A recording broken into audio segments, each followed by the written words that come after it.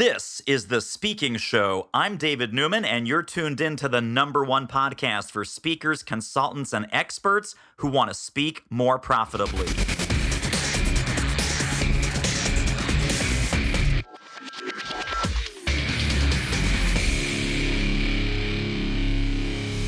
Thanks for tuning in to another episode. As you know, at Do It Marketing, we work with executives and entrepreneurs who want to boost their visibility, credibility, reach, revenue, and reputation.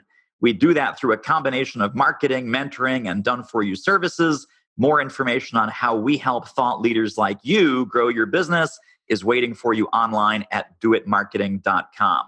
More information about this episode and our guest is also online when you visit thespeakingshow.com.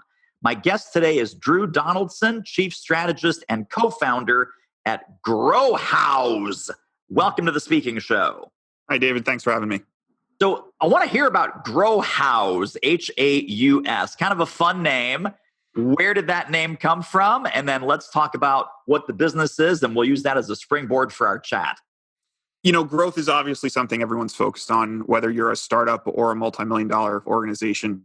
Growth is something we're focused on. Our particular recipe for growth is content-led. The one thing I like to tell our clients is that the number one thing I want to do as a marketer is I want to provide value to your clients above and beyond the product or sale, right? I think the biggest error that salespeople make, or rather organizations make, is not having any value beyond whatever the product is they're selling, because that really makes the whole process very transactional. They buy something, then they go away. The key to me to having a growth-oriented business is to keep those customers engaged, to keep them buying, to keep them talking about you. And the best way to do that, in my opinion, is through content. So Grohaus is a little bit of a callback to my father, who started a greenhouse right around his 40th birthday. And that was a dream of his, to kind of build this thing where he could grow plants. And so it kind of ties into that a little bit. We also happen to live in Pennsylvania Dutch country. So the Germanic kind of spelling of house is kind of a tie to our roots there. Very nice. And of course, it also reminds you of beer house and pretzel house and all those other fun all houses. Good things, right? Exactly right. Well, let's talk about this, because this, I think, is probably the black box magic mystery of modern marketing. A lot of books, a lot of experts, a lot of webinars, they say, well, the key to growing your business, Drew, it's just pump out great content. And then some people who like to read Seth Godin, they will change it to just pump out remarkable content. And if you're watching TED videos, it's about content that's worth sharing, that's worth spreading. Now, no one tells us how to do that. They just think, the secret is fantastic content. Boom, you're set, you're healed, you're fixed, go. You take a much more strategic, insightful, relevant view of the right kind of content in front of the right kind of buyer at the right stage in the buying cycle. Walk us through some of the questions that we should be asking, or just some of the strategic thought process when a company wants to start or restart, recommit to a content marketing initiative where the first appearance on a prospect's radar might be something actually helpful or useful or valuable. Yeah, so I think that's a part people really have a hard time conceptualizing, is that you don't put out a blog post and then make a sale. Content is a long play. It's something that you do over a period of time, and you don't do it for the sole purpose of making a sale. You do it to build yourself up as an expert in the field, or to be a trusted source of information, or just provide customer support. So I think when you're thinking of that perfect content, that shareable content, that viral piece of content, really what you have to reframe it as is, what is my audience most likely to engage in, and what is going to be most valuable to them in whatever stage of the buying process they're in, right? Are they just kind of scoping out and trying to figure out what the best vendor is for this particular product? Or have they already bought with you and now they need kind of follow-up support, and they don't want to, every time they talk to you, to hear a pitch about why you should buy our next greatest thing. Sometimes they just want to hear, hey, we already know you have this. Here's how you can make it work even better for you. And I love getting emails from vendors because they happen so rarely. And I think that's such a missed opportunity, is producing content not to try to sell your product, but to re-engage people who've already bought it and to have them keep using it. It increases the stickiness of both the content and your product. Yes, absolutely. Well, and I'm also guessing it's what stimulates upselling, cross-selling, referrals, all kinds of things, because you're engaging on a very deep level with folks who have already given you money at least once. Yeah, it's all about trust. I mean, business is about relationships. Relationships are built on trust. If you're constantly providing value, whether that be education and training or just, peer insights, whatever value you're able to provide, people are going to keep coming back to you because you start building that level of trust with them. So there's a great guy who started a small photography blog years ago, and he's grown the thing in an absolute monster to the point where, this guy that was essentially writing a blog in his basement is now being approached by Canon and Nikon and all these large camera companies to try out their new gear because his opinion is so valued by his audience. And he didn't do that with, oh, I'm going to sell an ebook or I'm going to sell training courses. He did that later on. Initially started with him just putting value out into the world and building that trust. Let's take half a step back because I want to quote the great marketing genius Denzel Washington. And his line from, I forget which movie, but he says, Drew, explain it to me like I'm a 5-year-old. So let's map out a typical customer journey from stone cold stranger to my credit card is out, I'm ready to buy, I can't wait to get started. How should we think about these various stages of people coming into our world? And then strategically, how do you help your clients parse out what is an appropriate content strategy for each phase of that relationship? If you break it into like the basic steps, right? You have the total stranger, the prospect, the guy that's just kind of hunting around. And then you have someone who's interested, they've narrowed down the field. They know what they kind of want. And then you have the decision point where it's you against whoever your competitors are. And then there's the actual closed sale. So from the strangers, the best thing you can put out is unbiased information. And some people do this better than others. And, I know listicles are very overused in our day and age, but sometimes if you're early in the buying cycle and I type in top 5 project management tools and, I might say Rike is a project management tool. Maybe I don't know Rike. And an article pops up on Rike.com and here's a list and it's written very unbiased. You might like Airtable if you like this, or you might like this different product. I read that and I get to the end and on my own accord, I think, hey, Rike sounds like a pretty good solution for this. As long as it doesn't feel like they're putting theirs above the rest, as long as it seems unbiased, that's going to start building trust. So that's a great way to kind of put content out there. It's still on brand, on message. You still get to promote your thing, but you also say, hey, we acknowledge that there's other tools out there and we might not be the right tool for you. Now, the person's figured out, okay, I want this packet of features and it's going to be you and the next guy down the street. Well, at that point, then it's the convince and convert, right? It's this is why we're better. We understand you're looking at these other things, but hey, this is where they're lacking and where we make up for it or where we're lacking, that kind of thing. I think the biggest problem salespeople have often, especially in a B2B world or when in software sales, is that sometimes the product is not a good fit for the client and they will just keep trying. And I think it's really noble, if not, honorable, to be upfront and say, you know what? Our product might not be right if you fall into this bucket, because now I've provided even more value to that customer. Now the customer says, oh yeah, I don't need his product because it doesn't do this thing. It just saved me so much time of me having to go through demos and talk to salespeople and all this stuff. So even if it's not the right product now, maybe in 10 years, that guy will be working at a company and it will be the right product. So you've established yourself as not only trustworthy in that first step, but now you're saving them time because you're simplifying it. You're saying, hey, maybe we're not the right product for you. And then the last step after they've made the decision and closed the sale, then it's all about support. It's all about providing, whether it's peer insights, here's how other people in your field are using our product, or here's how you can get the most out of it. And also, once you're past that, having a consistent follow-up from a product level. The thing that drives me crazy is when a salesperson follows up with me after I've bought the product to ask me if I'm happy. Maybe I am, and that's the end of the conversation. But what if I'm not? I don't really want to talk to a salesperson. I want to talk to someone about the product. So I think it's fantastic when you actually have someone after the sale follow up from a product perspective. Hey, I'm the director of product at XYZ Co. I'd love to know what your experience has been. I see you've been on the platform for a month. So I've only had very few of those experiences, but those are the companies that I really put on a pinnacle of like, that's the way you got to do it. Hey, good looking. Are you currently getting paid to speak? Would you like to ramp that up? We can help. Book a confidential speaker strategy call with our team at doitmarketing.com/call, and let's see what we might do together. The call is free, but the results may be priceless. Now, I also know that one of your superpowers is you have this fantastic background in video, in Yes. video Yeah. production.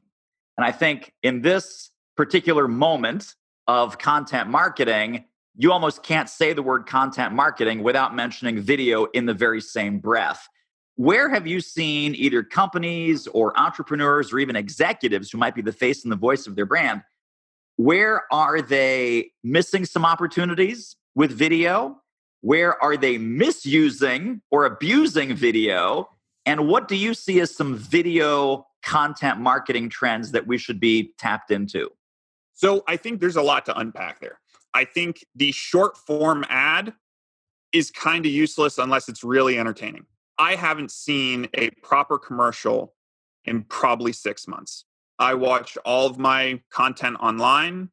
Netflix doesn't have commercials. I don't use Hulu, YouTube. I have the Red Premium. So my exposure to short form video in the way of ads is very limited. And even then, I'm the first one to click the skip button. So I think short form video for ads is not where you want to be. Some people will disagree. I know Gary Vee still loves recommending entrepreneurs put out short form video and buy YouTube ads while they're still cheap. And yeah, that's right. And maybe for some people, those ads will work. For my business, for the clients I work with, I don't see that being a viable solution. What I'd redirect those dollars and start looking at what publishers are doing. Because I think publishers have cracked the code because it's their business. They have to be. So you look at how The Atlantic or Bon Appetit is actually my favorite publishing brand online right now. Their YouTube channel, show, presence, everything is spot on perfect. If you run any kind of food related business, look at what Bon Appetit's doing and see how you can take elements of that and bring it into your own use case, whether you're a supplier or an actual restaurant or something like that. What's so cool about it? Give us just a couple of aspects of it that you like. Well, first of all, it's all personality driven. Most of their content takes place in their test kitchen with their food editors, who are all very personable and funny, but also brilliant cooks. These are the people that are writing probably the premier cooking magazine, but they're just normal people. So it really brought Bon Appetit for me, which was a very highfalutin kind of New Yorker-esque brand, really down to earth, to the fact that like, hey, I could do that. I could, make kimchi myself. That's not out of the realm of possibility. So I think their brand of personality, the way they really gave creative freedom to their editors to get out of that stuffy kind of Bon Appetit box and do something really unique is remarkable. Whenever someone says, what is good content in 2019 or 2020, that's what I go to. I say, look at Bon Appetit. They're absolutely crushing it. Does this include the crazy video that went viral just a few weeks ago about make your own Takis? Yeah. One of their flagship things is Gourmet Makes, Yeah. I believe is what they title it. Yeah, it's fantastic. It's a really, really amazing, not only does it give you respect for like the work that has to go into creating these things, but it's also just amazing that she can start from absolutely zero and come up with like a pretty close replica to what the product is. Right. That's so funny. So, I mean, literally, I am not in the food world. I am not in, the publishing world, but this video it was everywhere. It was everywhere. And that, of course, turns you on to other videos on that channel, other personalities, other content you might want to consume. And everything is Bon Appetit, Bon Appetit, Bon Appetit. So as far as brand impression, I think they have that figured out. I think you're absolutely right. I want to talk about CEOs, VP level people, senior executives. And I think they fall into two different categories when it comes to both video and content marketing. Obviously, in a much larger corporation, there's an entire team, but there's nothing that substitutes for the face and the voice of the leader, whether it's the brand leader, the product manager, the divisional leader, whatever it is. To what extent do you feel that a personal brand of a company leader should be in the overall marketing mix to build trust, to build relationship, to build rapport with a prospect base or a consumer base? I think it really depends on the company and how camera ready that person is, right? You can have a great CEO who, when that red light goes on, looks like a complete fool.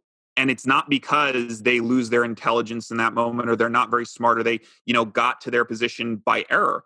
It's just because nerves have a tremendous impact on some people. Controlling those nerves, getting your CEO trained to be able to present in those venues, that's something you might want to explore. But I think there are just some people that aren't going to be good on camera. And so maybe it's not a video solution. Maybe it's just a letter from the CEO every once in a while. I know that when I get marketing communication from some of our vendors and it comes from, I use Domo's product. I'm a big fan of Domo. And I get lots of emails from them for different things, webcasts and this. But whenever I get an email directly from the CEO, I always kind of perk up because I'm saying, okay, he actually took the time, or at least, he's putting his name on something that they took the time to, announce, we're going in this new direction or something like that.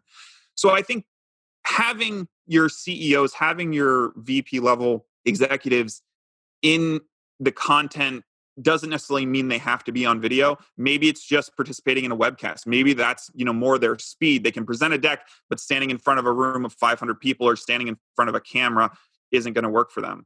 It's always a risk when you put someone that's a high level of your company in front of a camera and don't have a plan. So I say, if you are going to start testing the waters, if you think this is something you want to try out, have a real clear plan in place with what you plan to record. Get a teleprompter. Those aren't expensive. If you're shoestringing this thing internally, a camera package is not outlandish anymore. It's not like the days where you have a 100-pound camera you have to carry around. But definitely have a plan. Don't just wing it, because what you could end up doing is making your executives not look their best. It'll burn your reputation with people outside your company. Those executives won't want to participate because they'll have, heard through oh yeah, I heard you did some goofy video. So I think that's the real line you got to walk.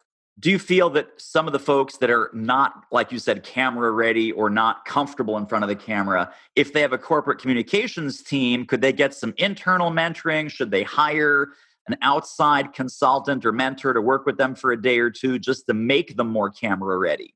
It's hard to do anything in a day, right? I mean, I met with a coach before I went and spoke at a conference this past May. I'll have to look up his name, but he was a good guy. And he gave me a lot of good insights in that, a couple hours I spent with him. It's like saying, well, spend, 2 hours with Tom Brady and you'll be the best quarterback on earth. That's not going to happen that way. You might pick up some pointers. You might be able to adjust some things. So I think it's really, if you're CEO or if there's a VP or someone that you really want to get in front of camera, maybe you think they're great, but they don't think they're great. I think the biggest thing for them to get in the right mindset is to have that confidence. And that is probably ongoing training, whether that's, hiring someone like you as a consultant, or if there's just some other executive on your team that is really good at this, that they can maybe mentor or shadow, attend some of their lectures, run their materials by ahead of time. I work with a lot of VPs and above doing sales presentations and stuff. And that is one thing I've noticed, is that a lot of times they will come with some of the kind of newer voices that they want to get out and just kind of as a shadow. What a great episode. Wowza. Tell you what, if you want to ramp up your revenue as an expert who speaks professionally, you should really check out our free online training at doitmarketing.com/webinar. Well, you also mentioned a couple of moments ago something that I also want to tap into your expertise around, which is webcasts. Yeah. Webcasts, webinars. I know that you've produced webinars for some big brands and you've hosted and moderated some webinars and webcasts. How is that playing a role? Because that's obviously a speaking mechanism. It's a presenting mechanism, even though it's online and it's highly scalable. What should we be doing with content webinars, lead generating webinars, customer education webcasts? Give us the breakdown of what you recommend for a webcast strategy. So just to start off, I think if you're going to take one thing away from this interview, webcasts are the number one opportunity for sales, lead gen, client engagement, everything. They're better than video. They're better than blogs. They are the number one piece of content, in my opinion, because simply put, what other type of content gives you an hour plus in front of your clients, their undivided attention, or hopefully undivided attention. And then at the end of the day, it gives you a call sheet that you can follow up with personally and say, hey, how'd you like that presentation? What'd you think? Do you have any feedback for me? So I think if we start off there, that this is your grand opportunity more than any other piece of content, the way I approach webcasts is pretty simple. You need an invite strategy. Generally, it's 3 to 4 invites about a month ahead of the event. Those invites should each look different. You should have one that looks very much like a traditional webcast invite. I'm sure you receive tons of them. But then the other two, you want to change it up a little bit. The second one should be text-based. Those are for people that might be behind corporate firewalls that are going to strip out all your nice graphics. So that way you have a nice text-based, hey, John, come to this upcoming webinar with us. Then your later emails should be a little more flashy, a little bit more eye-catching. Maybe you have, last chance in big bold letters or an automated countdown in the email or something like that. Just so that when those emails come in, if the content didn't interest them, if the personal outreach didn't interest them, maybe you can get them with a flash, right? And so you're positioning each of these invites in front of a different group of users that are going to respond to some things a little bit differently. On the day of the presentation, I think the biggest mistakes I see is using a really, and I saw that you pointed this out in another interview, is using a really stale corporate deck. Putting a deck together that has 15 bullet points per slide, that has the generic Microsoft blue background, and you are just churning through, it just is boring. And if there's one thing you don't want a webcast to be, it's boring because you have to fill an hour. So the thing that I really like is I like integrating some humor into it. I think there's some people who really want to be buttoned up and tight, and it's okay to be a little bit humorous in your presentations. I think the other thing is just the standard reading everything off the deck. Have your big topics on the slide deck. Use your deck to support your lecture, not to guide it. So it's kind of one of those situations where are you walking the dog or is the dog walking you?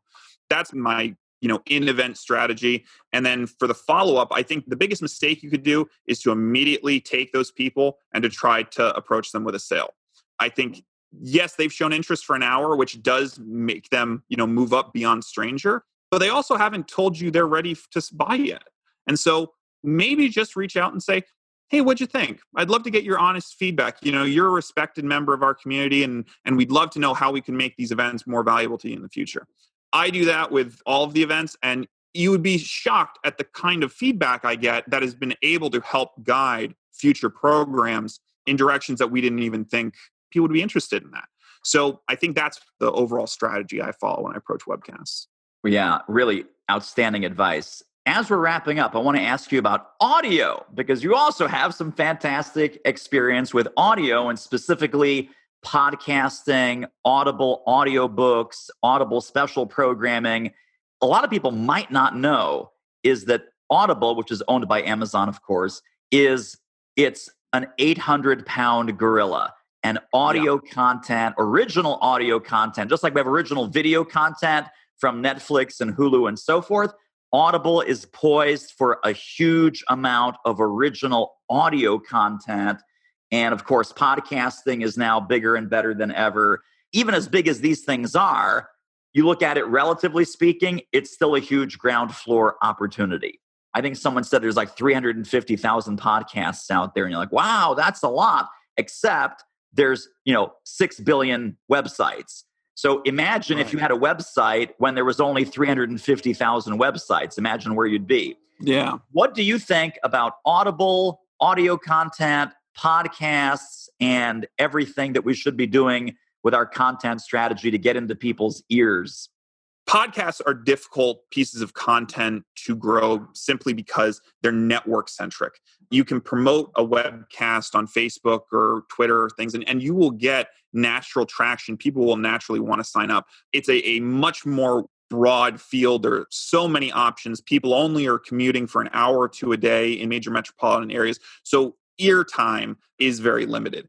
And unless you work a job where you really can kind of zone off into a podcast all day, you're limiting your total scope of constant podcast listeners to a pretty small group. So it is very competitive.